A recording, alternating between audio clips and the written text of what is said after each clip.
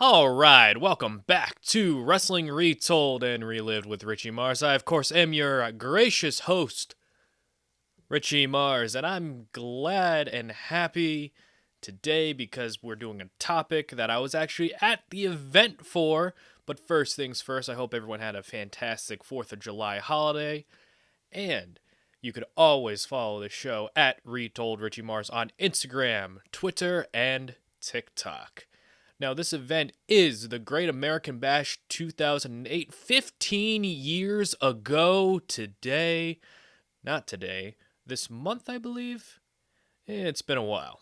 It's been 15 years, for crying out loud. I have to brush up on my wrestling history with dates, but this is the Great American Bash 2008, and we are going to be watching Triple H and Edge on the Peacock, and just going through my experience and different topics around this time and why this show, the Great American Bash 2008, was such a pivotal show, even though it doesn't get talked about as much. I was actually at the show with my good friend DFD, Don't Follow David. You might have heard him in the archives before.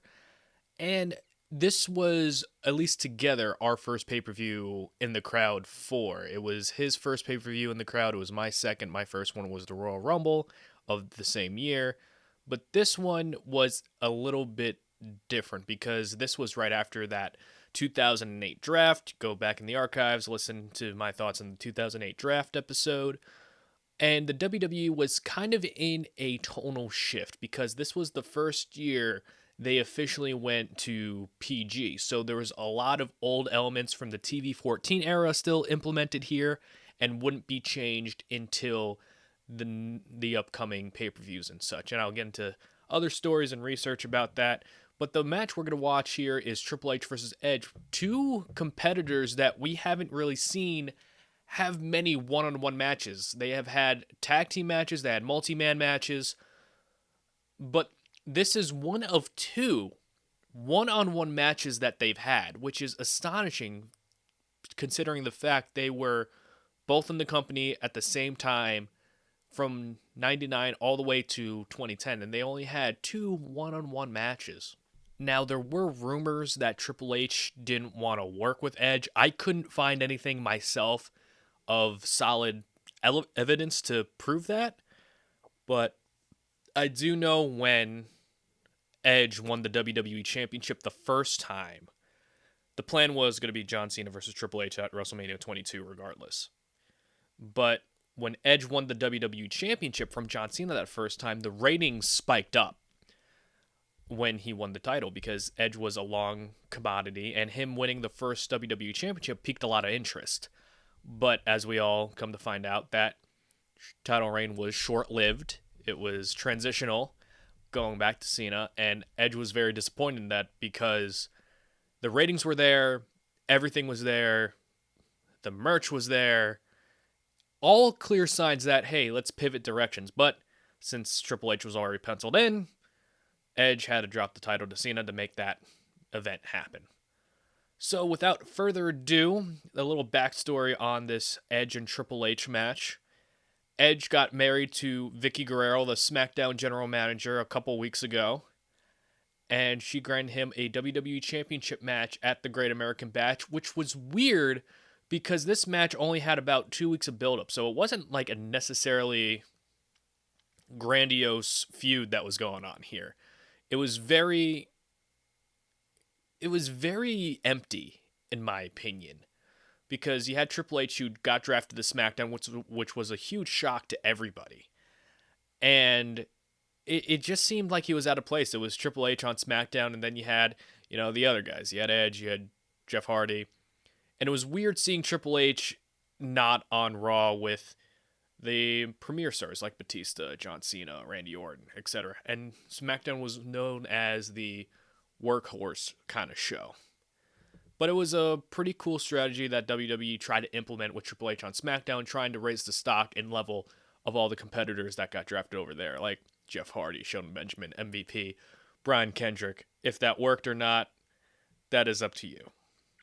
But yeah, this is Triple H and Edge's only singles match on pay-per-view. And we're going to deep dive in it right now. I have the Peacock loaded up. It is at 2 hours and 13 minutes if you want to watch along. And I will talk about some history with the Great American Bash, this one specifically, and we'll go on from there. And in 3, 2, 1, and go. All right, we're getting the promo package right here with shots of Edge and Vickie Guerrero. And it's so insane how much of a hated person Vickie Guerrero was at this time. So much so, they ran a poll during the show, and you could text, and I remember me and DFD, David, we texted it during this time. And who do you feel more sympathy for, Edge or Vickie Guerrero? And Edge actually won the poll for 55% of the vote compared to Vickie, that people felt more sympathetic towards Edge, who, in all means, a normal storyline, should have been the one that was devious during the storyline because he cheated on Vickie Guerrero with the wedding planner, who was played by future WWE diva Alicia Fox. Nice little trivia there.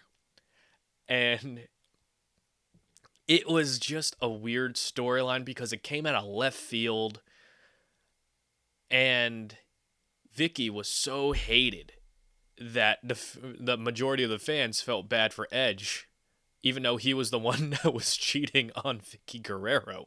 It was such an insane storyline in such a short amount of time. And ironically, Triple H was the one who revealed all of that because he interrupted another famous wrestling wedding with Test and Stephanie McMahon, which is a famous storyline. It's not as famous as this lovely storyline, JK. This storyline, if you didn't live through it, you don't remember it. But this Great American Bash show is a pivotal show for many reasons.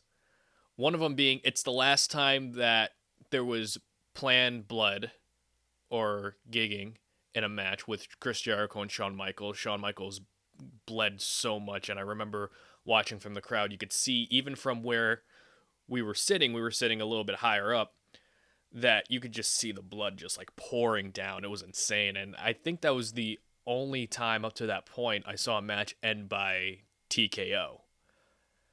This was also the crowning of the Divas Championship, which Michelle McCool won. That match only went about 3 minutes max, and I'm so glad that the women actually have time to have an engaging match. All right, Edge just got caught and busted with Alicia Fox. Triple H is smirking. Another thing about this show, this was the show that transitioned to the HD era. They were having new HD cameras, and they had a meeting that day, and it was the famous, well, not famous, well, Brian Myers tells a story that there was a meeting with all the roster members about the HD meeting, and Michael Tarver, who didn't come to the main roster until the Nexus days in 2010, watch Nexus or listen to the Nexus podcast in the archives for more information about that, asked a question about HD, and everyone was like, whoa, what? We've never seen this guy before. And Sheldon Benjamin, he was also backstage, and Vince said, oh, excellent question, Sheldon. And he got Michael Tarver and Sheldon Benjamin confused, and everyone just popped, and he had no idea why. Like, everyone was laughing. Okay, Eve Torres just walked in. I forgot she was a backstage interviewer before she was an in-ring performer. This is what they would do with the Diva Search winners or contestants. They would just kind of like put them on the show in any kind of role. They had them as hosts. They had them as, I think the Bella Twins for a while were like escorts for the celebrity guest general managers of Raw. Like they would be hanging out with them. So they always find a place for them on the show, which is pretty cool.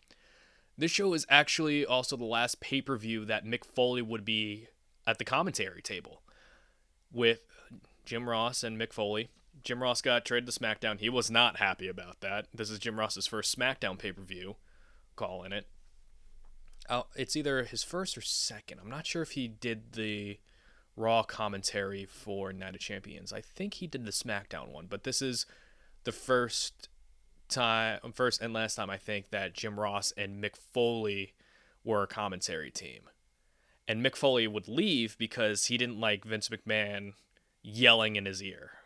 Like, he tells it in his book, Countdown to Lockdown, that he felt disrespected. Vince would just call him obscene names, calling him an idiot, stupid. There's a famous story in his DVD where they were doing the Vince McMahon $1 Million Mania, where Vince would be calling people who were on the list to give away some of his $1 million that week on Raw. And I think it lasted a couple weeks.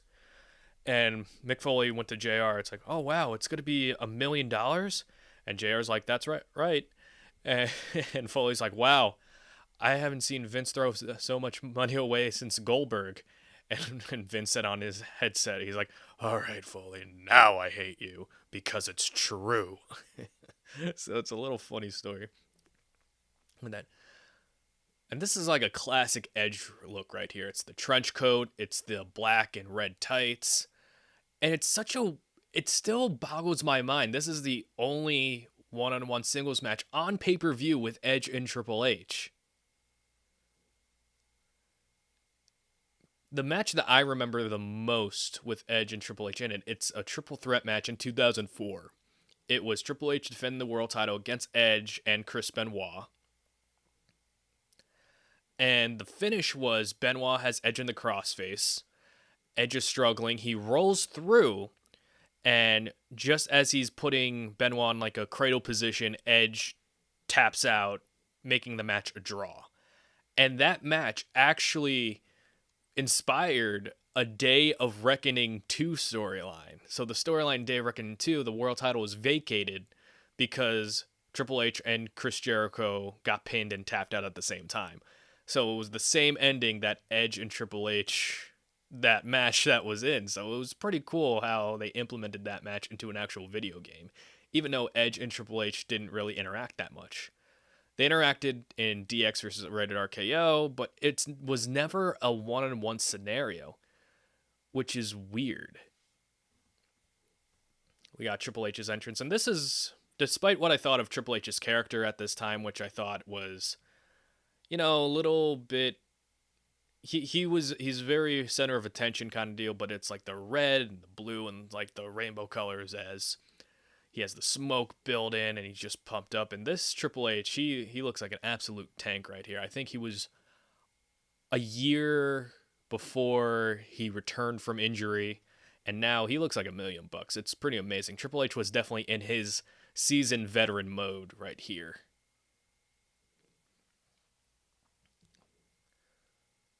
Oh, wow, I forgot. They have the hard cam a different way. So usually the hard cam in wrestling is usually on, if you're facing the stage, if let's say you're coming on the stage, it's usually on the right side of the arena. And this show, it's on the left side. So I don't remember that. Oh, wow. And Triple H with the spinner belt is always going to be weird to me. I think they kept the spinner belt because kids and a lot of people started requesting them. So that's why the spinner belt was around for a long amount of time. But it was just weird how people would just kind of wear it as normal because Cena introduced it. It would spin, but around this time, that's where it stopped spinning. Like, I think around 2007, 2008, that's when the title didn't really spin anymore. Classic Triple H pose with the belt, arms up. People bowing down to Triple H. These later years of the Triple H career, where he's kind of like that seasoned vet with the championship always in the world title picture. Like, I preferred over the Reign of Terror, because the Reign of Terror just didn't end with Triple H on Raw with the World Heavyweight Championship. When he had the WWE Championship, there was at least some sort of attempt to make other guys. Like, after this match in particular, I think, he had to face Khali at SummerSlam, and that he did his best. Triple H did his best with what he was working with, and then he arguably helped Jeff Hardy a lot going into that singles feud. And now Justin Roberts doing the ring introductions. I forgot they did this early because it was only recently where they were started doing it for the women's championships, for the tag team championships, for the world championships. I forgot they didn't really do these in-ring introductions for them. Man, Triple H is just really tan. It's amazing how tan he got here.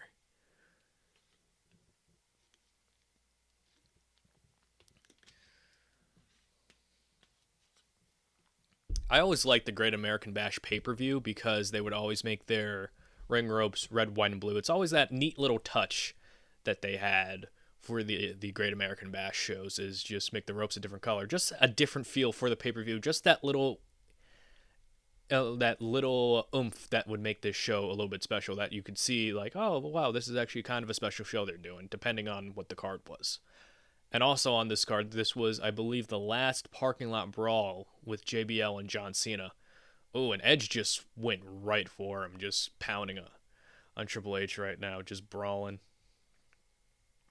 And I don't blame him, because Triple H just outed Edge as a cheater. You don't want that just after he recently got married.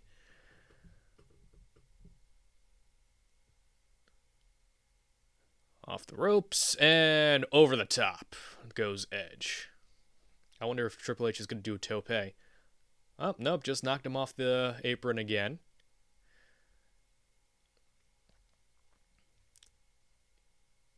You know, I'm glad I'm old enough to appreciate Triple H as a performer than I am now, because before I was kind of like, I put Triple H, Randy Orton, John Cena kind of in the same category where it's like, oh my God, they're always in the main event. They aren't getting these guys to shine. But when you get like matches like this where you don't really have as common, it's pretty cool seeing and looking back on all of it. I do remember that weird promo that Triple H had with the Authority with Edge when Edge was still retired, and Edge called him not only a dictator but a total dick.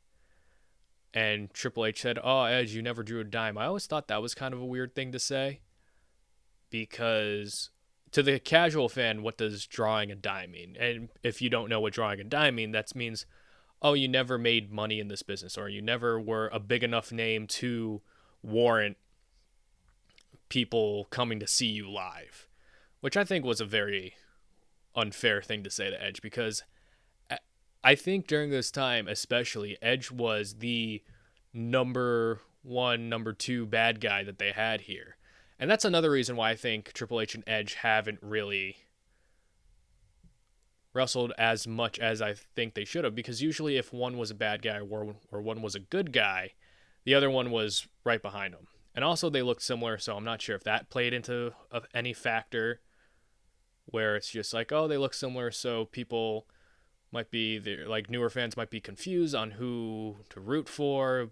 But I don't know, that's just me speculating. I don't have any concrete information on why Triple H or Edge never had a prolonged singles feud. I remember them teasing it in 2004 when Edge came back from injury, and he said one by one he's going to take down all of Evolution. And I think he did before he faced Triple H. He beat Batista, he beat Ric Flair, he beat Randy Orton for the Intercontinental Championship, and it looked like they were teasing Edge versus Triple H, but then Edge got hurt, and then when he turned heel shortly after. Okay, we saw not too long ago that Edge hit a flapjack on Triple H on the barricade. Now both of them back in the ring. Ooh, and a nice kick right to the gut to Triple H.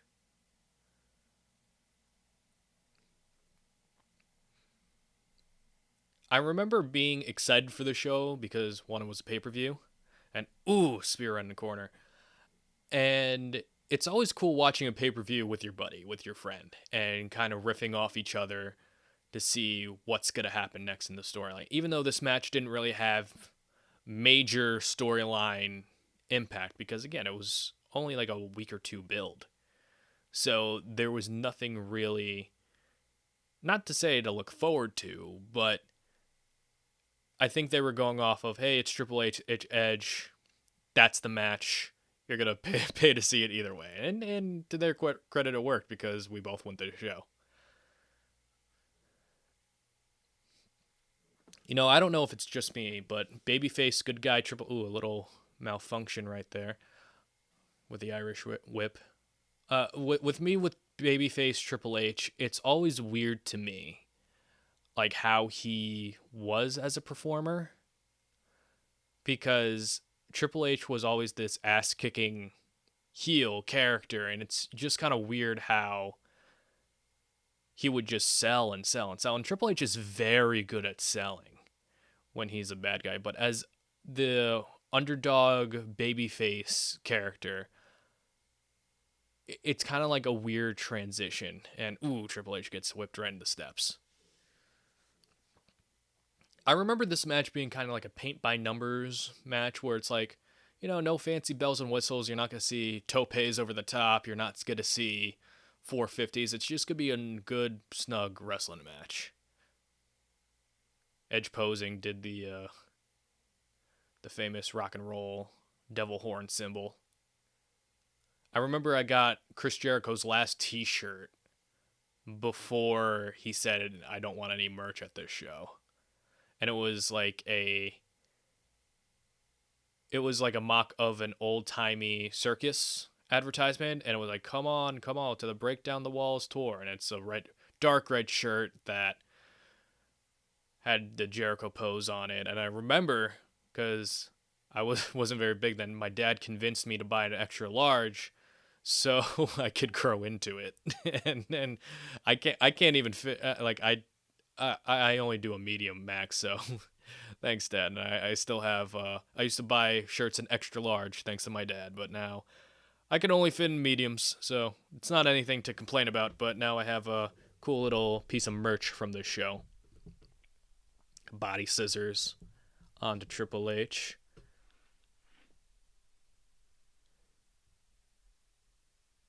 With Triple H during this reign, when he beat Randy Orton, it felt like he was kind of trying to make other guys while holding the championship, like I said earlier with Jeff Hardy and with Randy Orton as well, because after 2004, we were like, oof, there's no saving Randy Orton. But I think Randy did okay for himself. And with Edge, he was in the middle of his on-again, off-again feud with The Undertaker, and that's what would come into play after this match, with Edge and Taker main eventing SummerSlam in Hell in a Cell.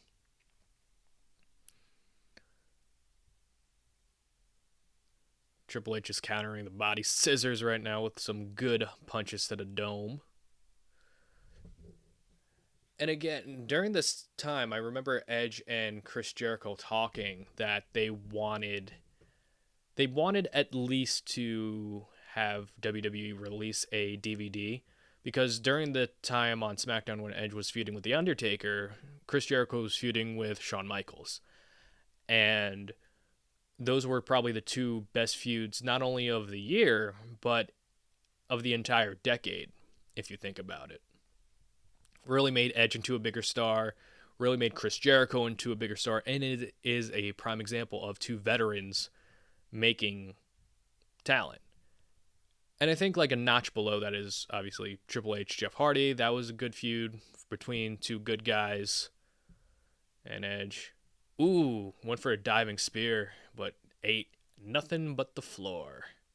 Yeah, Triple H was like, nah, I'm not taking that bump. He's like, I'm not going to do the Foley thing. And I imagine Foley on commentary saying something like, oh, I took that bump through a table with fire right now. And I remember liking Mick Foley's commentary, okay? I thought he was, as short-lived as it was, he was a great, credible analyst for a color commentator. Like, if anybody knows about the pain that it is you can get in the ring, it would be Mick Foley. So I was kind of bummed when he left and he went to TNA shortly afterwards. Just kicks in the chest to Triple H, selling the ribs. Good again, another thing about Triple H, he has wonderful psychology when it comes to the ring. When it comes to selling a body part, going after a body part. And it's smart for Edge to focus on the midsection to, build up for the spear finish. And I know people have criticized, at least during this time, because Edge wasn't as muscular as he was or as he is now, excuse me. And that his spear never looked that devastating, but I think he's gotten better over time. Not my favorite spear. I think my favorite spear right now is Braun Braun Breaker because it just looks like it just kills you. And Roman's is more like a high impact spear, like you could see the guy floating it a little bit. With Edge, it's just like a quick and you miss it. Oh, and Edge just got his turn on the steps. Especially now, it's really weird that Triple H has long hair here. Because he's been, it's been 10 years since he's actually had 10 or 11 years he's had long hair. So I think I'm actually more used to Triple H being bald than I am with hair at this point.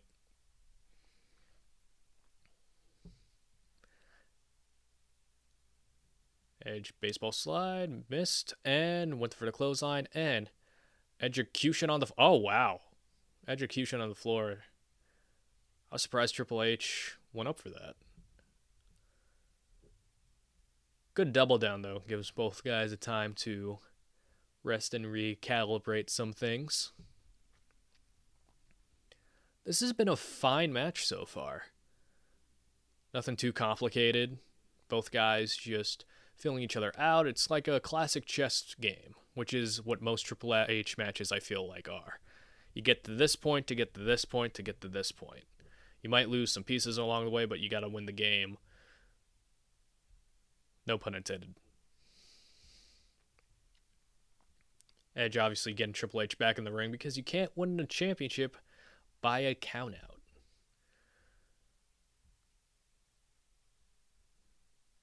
Ooh, good kick out by Triple H.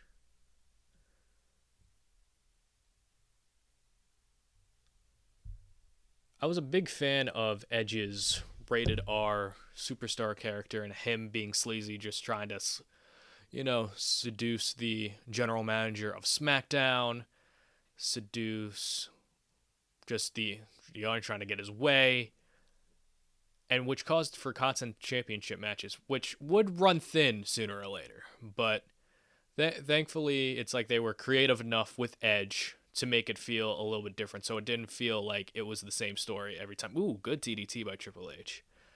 And it always fakes me out because Triple H usually sets up the DDT with the kick to the gut. I always think he's going for the pedigree there, and it just kind of fakes me out. I'm like, oh yeah, he does do the DDT here.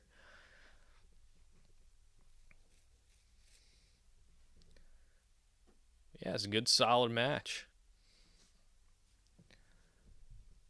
Another thing that I liked during this time in 2008 was I do like the move. This is completely random, by the way.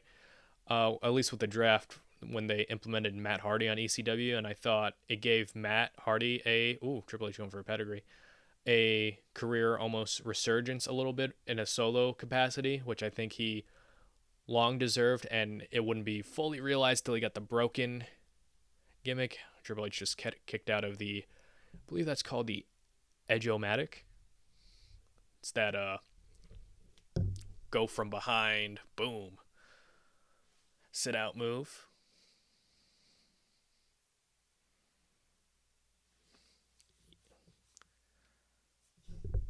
So I was really glad with Matt Hardy.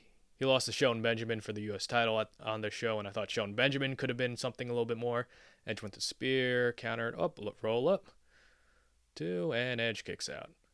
Another thing, as we're going to see later on in the match, is they never really follow up on the Edge Alicia Fox or Wedding Planner story. Like, they follow up with Edge and Vickie, but I don't think we see the Wedding Planner Alicia Fox ever again after this show. Which is kind of odd because you think something as important as that breaking up the relationship between Edge and Vickie at this time would play a pivotal role in the show, but it just never did. And it was pretty confusing to me at the time. Oh, but Edge is setting up the spear. And I'm just noticing now, Edge looks really weird without facial hair. Like, this is clean shaven Edge. Maybe a little goatee. Ooh, good spine buster. Triple H firing up.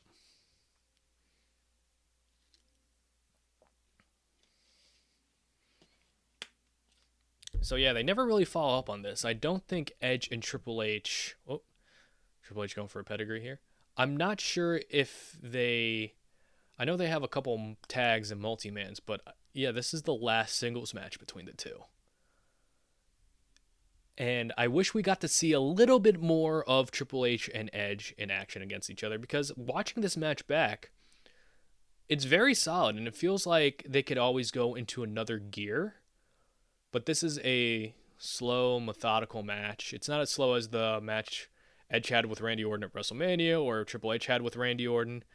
Sorry to put Randy Orton the same on blast here a little bit, but Randy Orton does work slow. But these guys are taking their times. They're making superplex by Edge. They're making every single move mean something in the match.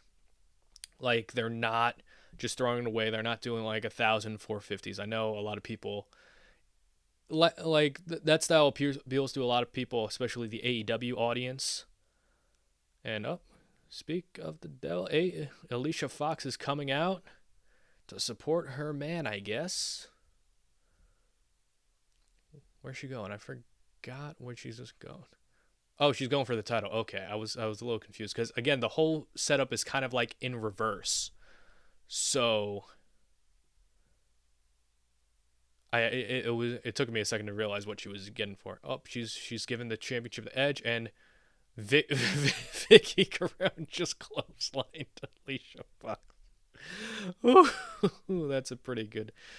Oh, Vickie just took the title back. Oh, geez, she has the evil look in her eyes. And now she has the championship, and oh wow, she just pie faced the referee. Oh, she won. She's going for Edge. And Alicia Fox, yes. And now it's a cack fight. I remember I had an old cell phone video of this, and I just screamed, "Go wedding planner!" because Alicia Fox is just doing the cat fight move with Vickie, and now the referee trying to get in between the two. Oh, okay. Edge just speared Vickie Guerrero off the referee, and oh my god, and Edge just realized what happened. That was the spot in the match right there. Now, do they go right to the finish from here? Edge is looking at Alicia Fox. Alicia Fox is selling. Edge is like, what are you doing here? And Triple H, and is he going to hit it? Yep, it's the pedigree. And it's 1, 2, and 3. Boom. Triple H retains the WWE Championship. All is right in the world. It was a solid match, like if you want to do star ratings, I guess 3.5 stars, I think is a fine rating, fine main event. I wish they would have, if Edge wasn't in his feud with The Undertaker, I wish they would have capitalized on this more. They do in kind of a sense with Edge returning at Survivor Series after SummerSlam, defeating Triple H for the WWE Championship. But they kind of dropped the whole marital problems angle with Edge and Vickie Guerrero. The next night on SmackDown, when Edge won the WWE Championship from Triple H, they just reunited like nothing happened. Like they completely retconned the wedding planner thing. So it was like one of those like false call-up kind of deals that they would have from time to time. Like you'll have a star from FCW at the time get called up to the main roster, and then they'd be retconned within a couple of weeks and then go back to FCW until something different happens. And with Alicia Fox, she wouldn't come back to the main roster until that ECW initiative with DJ Gabriel, I think his name was, as his dance partner. But yeah, overall, solid match between the two. Furthers the story between Edge and Vickie Guerrero. Chavo Guerrero looking on and taking care of Vickie right there. Edge is stunned. Triple H, the conquering hero. And that is it for the Great American Bash 2008. Overall, fun match, I can appreciate it more now than I did back then when I was a teenager, because slower paced match kind of didn't really hold my attention that well. But now, looking at it back and looking at the story they were telling with Edge going after the midsection, Triple H trying to overcome that and just playing counter for counter with Edge, and with Vickie Guerrero ultimately, and the distraction of Vickie Guerrero and Alicia Fox costing Edge the WWE Championship, and which will transition to Edge going into Hell in a Cell with Undertaker, is a perfect bow on Edge's story arc, at least for that time. All right, thank you so much for joining me for this lovely little rewatch of Wrestling Retold and Relived of the Great American Bash main event, Triple H versus Edge. I hope you all enjoyed it. Again, you could catch us every Tuesday. The Twitter, Instagram, and TikTok is at Retold Richie Mars. I post some content during the week for TikTok, so on current wrestling takes and whatnot, so check that out if you are interested. All right, I, of course, am Richie Mars. TTFN, ta-ta for now. Have a fantastic day.